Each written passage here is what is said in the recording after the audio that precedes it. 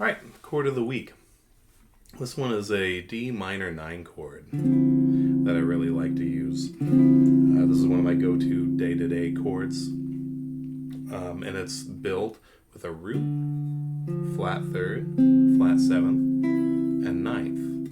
Now with the root on the 5th string, what that means is if you move it around, we can get different keys of D minor, or of a minor 9 chord. So up 2 frets, we have an E minor 9. If I put it on a B flat, I have a B flat minor 9, A minor 9. So knowing the notes on your 5th string is going to be really helpful, and I have that chart below to help you with that.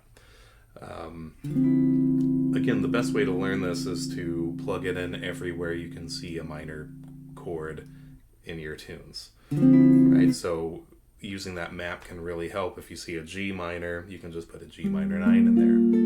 This works great over minor 7th, minor 9th, and minor 11th chord symbols. Very slight chance, sometimes the 9 will sound off, and in that case, just leave it with just the bottom 3 notes of the chord. Okay. Now to move this to different string sets, if you'd like, we've got the higher string set, 4, 3, 2, 1, where our middle finger goes on the 4th string, the root, pointer fingers on the flat 3rd, pinky fingers on the flat 7, ring fingers on the 9. This is great when you need a little bit higher register of the chord. Okay, the original, middle finger on the root, pointer finger on the flat 3rd, ring finger on the flat 7, pinky finger on the 9. This would be the middle string set, or 5, 4, 3, 2. And then we have the low string set. Ring finger on the root, pointer finger on the flat 3rd, pinky finger on the flat 7, middle finger on the 9. Okay, and this one's nice. It's a little bit low for me most of the time. So I tend to use this one as my go-to, and much less often, but still sometimes I'll use this one. But it's all up to personal preference. Now to put this chord in a 2-5-1, we've got our D minor 9 as the 2 chord, borrowing that G9 from last week as the 5 chord, C major 9 as the 1 chord. So we've got this.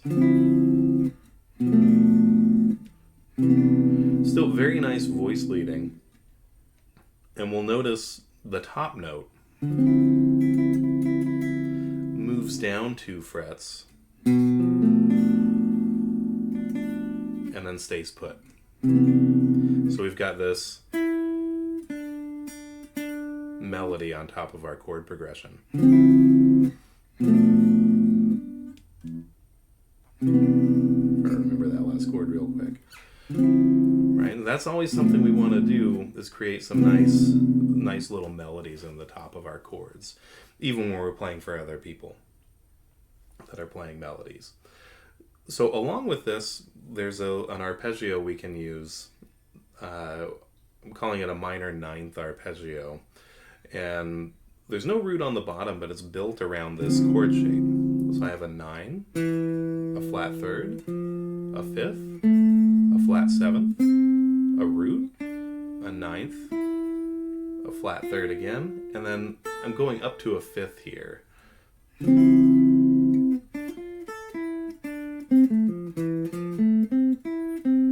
Right? Like we get some nice little melody options out of there.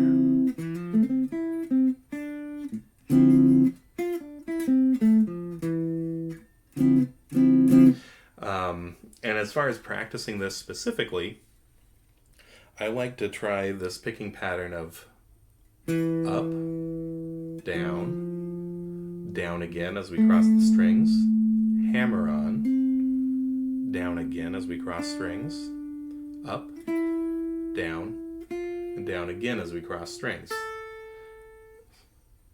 And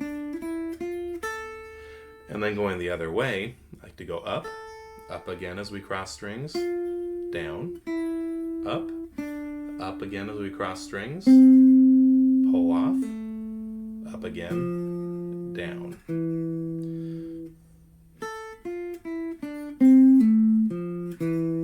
Right? And this gives us a nice mix of a little bit of sweep picking and a little bit of legato hammer on and pull off, a little bit of legato slur work. And then if we put it all together, it